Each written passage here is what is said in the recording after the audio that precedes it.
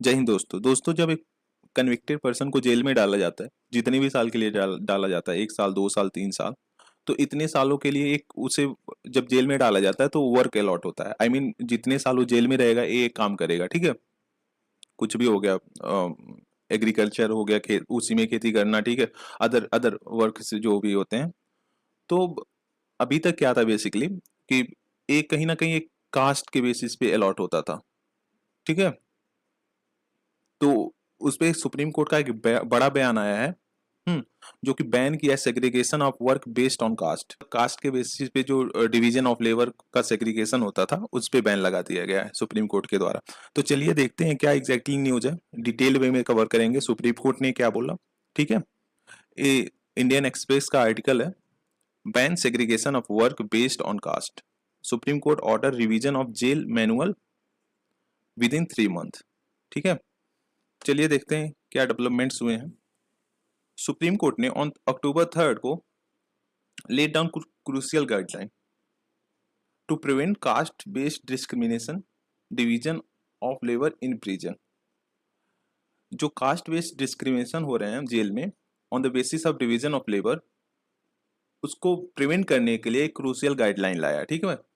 और और इस साथ ही साथ उसको स्टक डाउन कर दिया गया सुप्रीम कोर्ट के द्वारा। जो प्रिजन मैनुअल था बहुत सारे स्टेट का, जिसमें ये था कि जॉब जो असाइंड होगा प्रिजन को वह उनके कास्ट के बेसिस पे होगा, ठीक है। ये बेसिकली क्या था, जैसे क्या होता है ना कि जो कुकिंग वर्क है कहीं ना कहीं डोमिनेटेड कास्ट को अलॉट हो गया, ठीक है। और जो स्वीपिंग वर्क हो गया वो जो पर्टिकुलर कास्ट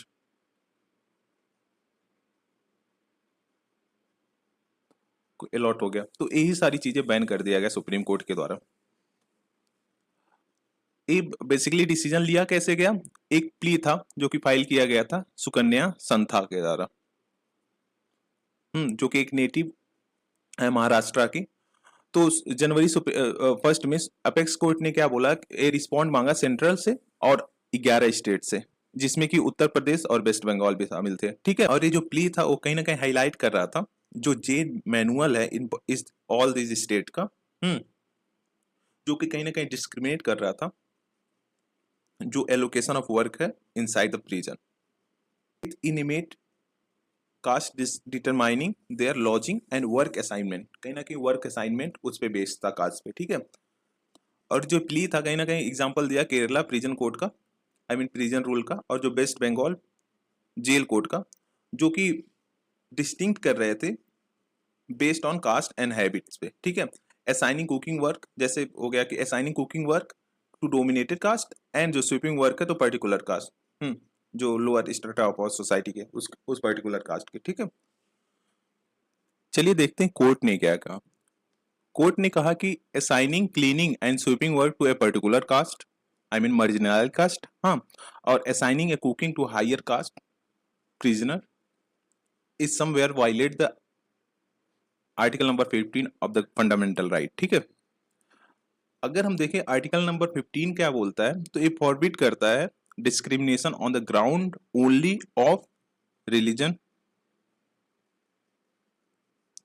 रेस हो गया, कास्ट हो गया, ठीक, जेंडर हो गया, एंड प्लेस ऑफ बर्थ।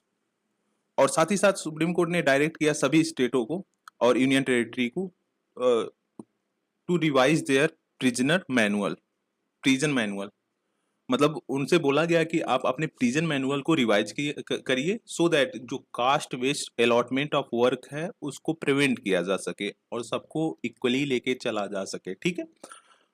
और साथ ही साथ डायरेक्ट किया जो सेंट्रल गवर्नमेंट को to make a necessary changes in its model prison rule में, मतलब मॉडल मॉडल प्रिजन रूल जो है उसमें कुछ नेसेसरी चेंजेस किया जाए सो दैट जो कास्ट बेस्ड सेग्रीगेशन है वर्क का उसे एड्रेस किया जा सके, ठीक है। तो चलिए देखते हैं और भी सुप्रीम कोर्ट ने क्या बोला। सबसे इंपॉर्टेंटली क्या बोला, कोर्ट ने डायरेक्ट किया that caste column in prison register must be deleted. जो कास्ट कॉलम था, कॉलम है प्रिजन रजिस्टर में वह डिलीट हो जाना चाहिए। मतलब ऐसा कोई वो नहीं होना चाहिए कि उसमें कास्ट लिखा जाए एंड ऑल, ठीक है।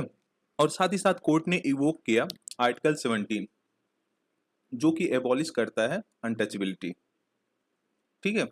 तो assigning manual labour based on caste is a form of untouchability. साथ ही साथ ये भी बोला कि जो assigning manual labour based on caste पे basis a form of untouchability ही है। और can not permitted in constitution democracy. Constitutional democracy में उसका परमिशन नहीं दिया जाता है, ठीक है।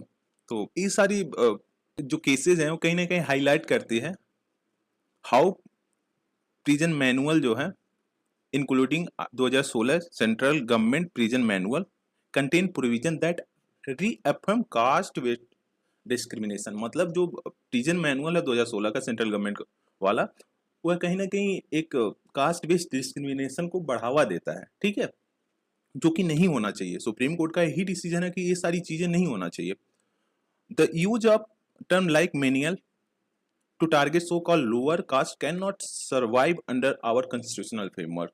जो जो हम टर्म यूज करते हैं मेनियल, हाँ, लोअर कास्ट के लिए, वह हमारे जो कॉन्स्टिट्यूशनल फ्रेमवर्क में है उसमें सर्वाइव नहीं करना चाहिए, मतलब उसमें नहीं होना चाहिए।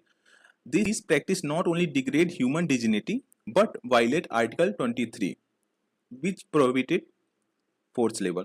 ये जो प्रैक्टिस चल रहा है कहीं ना कहीं ह्यूमन डिग्निटी के साथ साथ आर्टिकल 23 को भी वायलेट करता है, जो कि साथ ही साथ सुप्रीम कोर्ट ने एक काफी बड़ा बयान दिया है हैबिचुअल ऑफेंडर्स पे।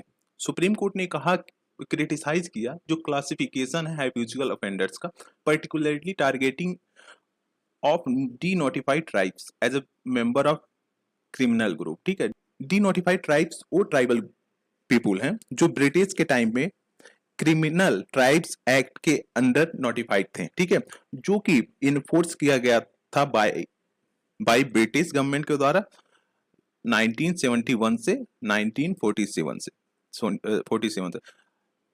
डायरेक्टली क्या मतलब था, ब्रिटिश के टाइम में जो रिबेलियन थे, ट्राइबल रिबेलियन थे, उसे डी नोटिफाइड ट्राइब दे दिया गया था, मतलब उन्हें एक हैबिचुअल ऑफेंडर की तरह देखने लग गया था, ठीक है। तो उससे भी सुप्रीम ने क्रिटिसाइज करते हुए कहा कि इसे खत्म हो जाना चाहिए। अभी हमारा ब्रिटिश का एरा नहीं है, ब्रिटिश एरा खत्म हो गया, अभी भी हम we are following such kind of practice till the time. और साथ ही साथ डिक्लेयर किया कि जो ये सारी क्लासिफिकेशन है वो कहीं ना कहीं अनकॉन्स्टिट्यूशनल है, एंड ऑर्डर दिया सारे स्टेट को कि remove such references to habitual offender, कि जितने भी ये सारे रेफरेंसेस हैं हैबिचुअल ऑफेंडर से रिलेटेड उसको रिमूव किया जाए अपने प्रिजनर मैनुअल से। ये सारी कॉन्सेप्ट है कहीं ना कहीं रूटेड है जो कॉलोनियन स्टीरियोटाइप था, कॉलोनियन कॉलोनी के टाइम पे ये सारी टर्म्स रूटेड थे, ठीक है। जो मेंबर्स हैं डी नोटिफाइड ट्राइब्स के, वह कहीं ना कहीं historically treated as a criminal from the birth. मतलब हिस्टोरिकली उन्हें ट्रीट किया जाता था एज ए क्रिमिनल, मतलब कि वो क्राइम करेंगे ही, हाँ, फ्रॉम द बर्थ, जन्म से उन्हें एज ए क्रिमिनल ट्रीट किया जाता था। और ये सारा जो एफरेंट है कहीं ना कहीं वो है जो ह्यूमन डिग्निटी को काफी एक्सट्रीम लेवल तक वायलेट कर रहा है, और साथ ही साथ जो आर्टिकल 21 है हमारे अमेरिकन कॉन्स्टिट्यूशन का, उसको भी वायलेट करता है, जो कि गारंटी देता है right to life with dignity. मतलब एक राइट टू लाइफ होना चाहिए पर्सन का जो एक डिग्निटी के साथ अपनी लाइफ को जी सके, ठीक है। ये सारा जो प्ली फाइल किया गया था अंदर under article 32 of the constitution, basically क्यों था, to draw attention to persistence of discriminatory rule in prison manual that reinforce caste hierarchy in direct violation of constitution principle of equality। तो कहीं ना कहीं ये सारी चीजें जो ये सारी चीजें हैं जो persistent discrimination को बढ़ावा दे रहा है, और तो और जो कॉन्स्टिट्यूशन प्रिंसिपल है उसको वायलेट कर रहा है। तो हमारे जैसे कॉन्स्टिट्यूशन एज ए सुप्रीम माना जाता है। सो आई होप आप अच्छे से अंडरस्टैंड किए होंगे चीजों को। Thank you for watching. Please do like, share and subscribe. Thank you guys.